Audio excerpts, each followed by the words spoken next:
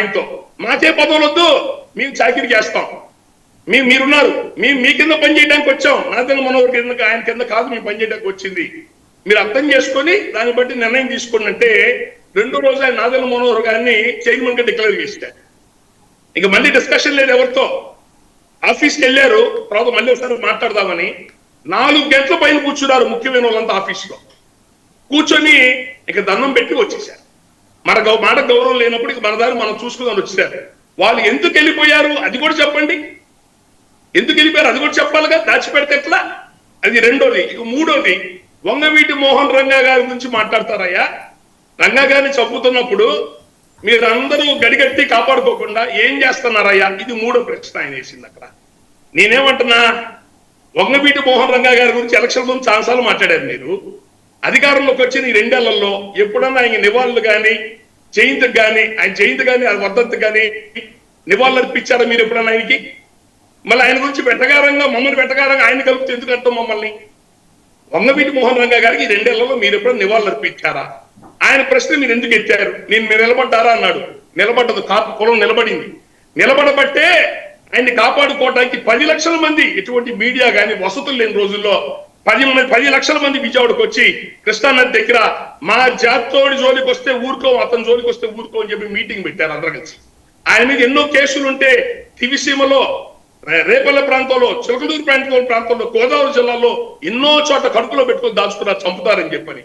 ఆయన దీక్ష పేదోళ్ళకి ఇళ్ల పట్టాలపై ఇవ్వాలని చెప్పి ఆయన దీక్షలో కూర్చొని ఉన్న జనం 200 మంది జనం ఉంటే అబ్బాయి వెళ్ళిపోయి రేపు పొద్దునే రండి మీరు అందరూ చెప్పి ఆయనే పంపించేసాడు. ఆయన దీక్షలో కూర్చుంటే ఒక ప్రభుత్వం దగ్గర ఉండి చంపాలని చెప్పి ప్రయత్నం చేస్తే ఎవరు ఎలా కాపాడతారు? ఏ ప్రభుత్వం? ఇప్పుడు మీరు పొత్తుతో ఉన్న ప్రభుత్వమే. మళ్ళీ వ్యంగ్యంగా వెటకారం ఎందుకు ఆ మాటలో? ఆయనకాల మళ్ళీ కాంగ్రెస్ వాళ్ళు ఉన్నారు, కాంగ్రెస్ వాళ్ళు కూడా వెనకాల ఉంటారు. మళ్ళీ చెప్పదే మాట, అప్పుడు చెప్పా ఇప్పుడు చెప్తున్నా. మరి మీరు ఎప్పుడు ఆయనకి నివాళులు అర్పించిన రంగా గారి పేరు ఎందుకండి? ఇవన్నీ ఆయన ఆఫీస్ లో 10 రోజుల క్రితం సభ్యత్వ నమోదు చేసిన ఉద్యమి కార్యక్రమం సాధకులతో మాట్లాడాడు. మీ పార్టీ నిర్మాణం గురించి మీరు మాట్లాడుకోండి, మిగతా విషయాలన్నీ మీకెందుకండి? ఇక రెండోది, గ్రామాల్లో ఈ కమ్యూనిటీ కుల పెద్దగా వారానికి పంచాయతీకి వెళ్తున్నాను నేను గ్రామాలకి. ఎందుకు గొడవలు వస్తున్నాయో జనసేనకి టీడీపీకి మాకు తెలియదండి. మరి వాళ్ళు టీడీపీ నుంచి ఏం సంకేతాలు ఇచ్చారో కింద మాకు తెలియదు.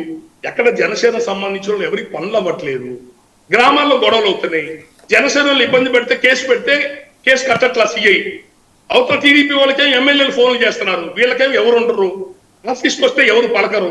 మళ్ళీ మా దగ్గరికి వస్తే మేము ఆ గ్రామాలకు వెళ్ళి మళ్ళీ డిపార్ట్మెంట్ వాళ్ళు పట్టుపట్టి కేసులు కట్టిస్తున్నాం.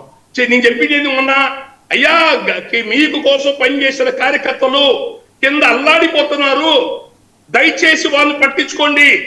మీరు జనవాణి పేరుతో మీ ఆఫీసులో పెట్టారు కార్యక్రమం జనవాణి. ఒక్క జనవానికి ఎన్ని 100,000 ఇబ్బందులు వస్తున్నాయో చూడండి. చూసి నీ కార్యకర్తలను కాపాడుకొని, పార్టీ నిర్మాణం కాపాడుకొని, పార్టీల సమస్యల మీద నేను మాట్లాడా. నామినేషన్ పోస్టులు 30,000 ఉంటే 2,000 70,000 దాకా టీడీపీకి ఇచ్చుకుంటే 2,000 3,000 కూడా ఇవ్వాలా, 30% ఇవ్వాలా. ఇది నేను అడిగింది. అయ్యా జనసేన కార్యకర్తలరా, నేను అడిగింది మీ గురించి, మీకోసం పని చేశారని అడుగుతున్నా. మీరు ఎట్లా అడగరుగా, ఎట్లా ఉన్నా పర్వాలేదు అంటారుగా, నేను అడుగుతున్నా. వెంటనే రాష్ట్ర కమిటీలు వేసుకోండి, లోకల్ బాడీ ఎలక్షన్స్ గట్టిగా బలోపేతం అవ్వండి. 30% ఇస్తున్నారు లోకల్ బాడీ ఎలక్షన్స్, దానికి మనుషులు రెడీ చేసి పెట్టుకోండి. గ్రామాల్లో కార్యకర్తల మీద పడుతున్న ఇబ్బందులకి పార్టీ అండగొట్టమని చెప్పా. పుట్టపర్తిలో పీడియాకి పెట్టాడు ఒక ఎమ్మెల్యే, ₹1 ఇచ్చాడు తిరుపతిలో అడ్వకేట్ కృష్ణమూర్తి జనసేన పార్టీకి. అతని భూములు తిరుపతి పక్కన చంద్రగిరిలో ఉన్న అతని భూముల్ని లోకల్ ఎమ్మెల్యే దగ్గర నుండి కబ్జా చేశాడు. పార్టీ ఆఫీస్ కి బొలిశెట్టి శ్రీనివాస్ దగ్గరికి వచ్చి ఏడ్చాడు, నేను జనసేన పనిచేయడం నేను చేసిన నేరం సార్, నేను ఇబ్బందులు పడుతున్నాను. కృష్ణా జిల్లాలో ఎన్ని గొడవలు, మన బందర్లో ఇల్లు పగలగొట్టించాడు. సాక్షాత్తు ఎమ్మెల్యే దగ్గర మంత్రి దగ్గర నుండి జనసేన ఇంపార్టెంట్ కార్యకర్త ఇల్లు బాలస్వామి గారు అడ్డం పడ్డం కూడా ఆగల, ఇల్లు పగలగొట్టించాడు. ఏంటిది? మా గుంటూరులో రోజు ముట్లూరులో గొడవ, మొన్న కొల్లూరులో గొడవ. ఎన్ని గొడవలు ఇవి? ఏ ఊళ్ళలో గొడవలు లేవు. కొవ్వూరులో జనసేన పనిచేసే కార్యకర్త ఎమ్మెల్యేని అడిగితే పార్టీ ఆఫీసు పోతే కమ్మకూరలు వచ్చి బాధేశారు. సీసీ కెమెరాలు ఉన్నాయి అవన్నీ. మళ్ళీ అవన్నీ పోలీస్ స్టేషన్ లో రాజీలు చేసేటావు. మనం కలిసి ఉన్నాం, బయటికి చెప్పొద్దు, ప్రెస్ చెప్పొద్దు. నిజమా కాదని చూసుకోండి. నేను చెప్పే 100% ఇవన్నీ మా దగ్గరికి వస్తున్న సమస్యలు.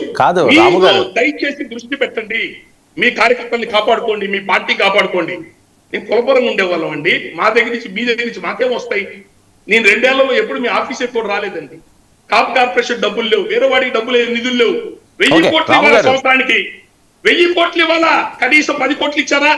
ఇంతవరకు మేము అడిగామా? మేమంటుంది ఈ 2 సంవత్సరాల్లో మొన్న నేను ప్రెస్ మీట్లకు వెళ్తాను తప్ప ఈ 2 ఏళ్లలో ఒక్కగారు మిమ్మల్ని అడుగుతున్నాను, మీరు మీడియాలో ఉన్నారు, ఈ 2 ఏళ్లలో నన్ను ఎక్కడైనా టీవీలో మీరు చూసారా? నన్ను చూసారా మీరు టీవీలో ఎప్పుడన్నా? 2